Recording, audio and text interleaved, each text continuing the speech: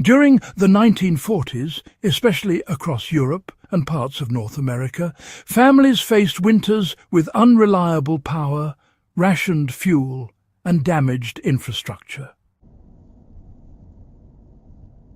Coal deliveries were sporadic, electricity failed without warning, and many homes could not rely on active heating systems at all. Yet period accounts, architectural records and surviving buildings reveal something remarkable.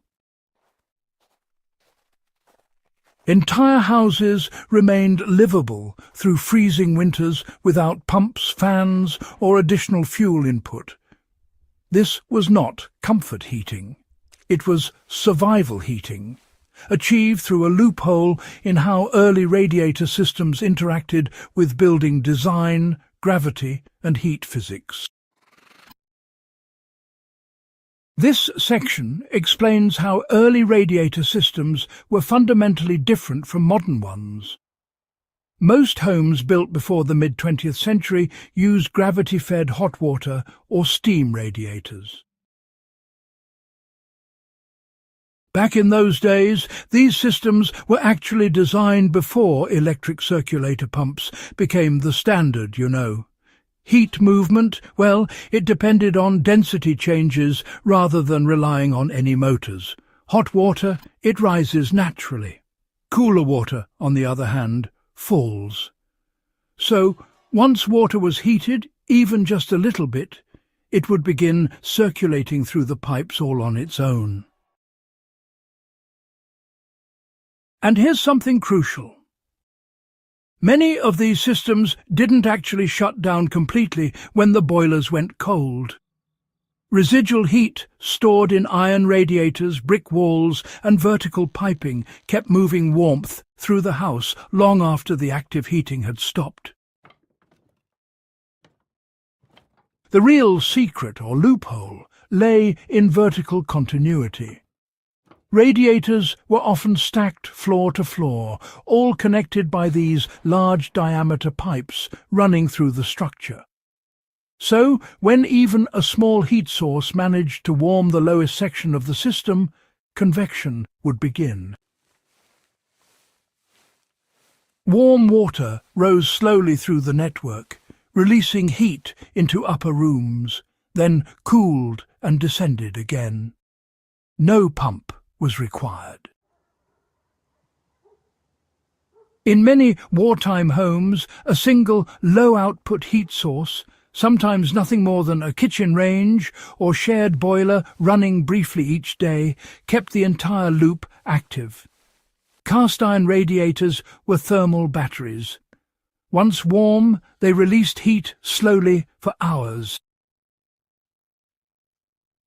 Thick masonry walls absorbed excess warmth during active periods and released it gradually overnight. Wooden floors and plaster ceilings allowed vertical heat migration instead of trapping it. You see, back in those days, fuel was only needed to initiate circulation, not to sustain it continuously. Just a short firing period was enough to heat the water and start convection. After that, gravity and the temperature difference did all the work. Quite efficient, don't you think? The homes of that era, well, they weren't airtight like today's. There was a bit of controlled leakage that allowed warm air to rise and redistribute naturally. Stairwells, they acted like thermal chimneys, guiding the warm air upward. In those multi-story homes, the lowest radiator loop was often prioritized. Kitchens, which often had stoves used daily, became the primary heat injection point, and radiators placed near staircases were left unobstructed to encourage that vertical movement of warm air. It was all quite practical, really. So, with the introduction of electric pumps, smaller pipes, and zoned heating, folks gained better control. Yet, at the same time, some passive resilience was lost. Modern systems, well, they come to a halt entirely if the power goes out. Those narrow pipes, they just don't allow gravity flow like the old ones did. And, lightweight radiators lose their heat too quickly to store any real warmth. The real lesson here isn't to give up on modern heating. No, not at all. But rather to design for redundancy.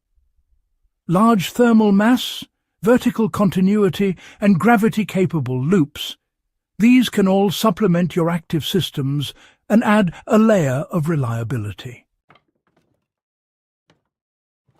Even simple actions like letting heat move upward naturally and steering clear of unnecessary compartmentalization can really boost resilience during power outages. Sometimes the smallest changes make a world of difference. The 1940s radiator loophole was not some secret invention. Honestly, it was more of an unintended advantage that came from early engineering, mixed with the practical living habits of the time. As our energy systems keep getting more and more complex, the value of passive, fuel-free resilience really starts to become clear again. The 1940s radiator loophole, well, it shows us how entire houses managed to stay warm just by using gravity, heat storage and some smart design instead of relying on constant power. If this guide added lasting value to your understanding of forgotten technology, I encourage you to subscribe to the channel, share this episode with fellow history enthusiasts, and help make sure this knowledge stays alive rather than being rediscovered the hard way.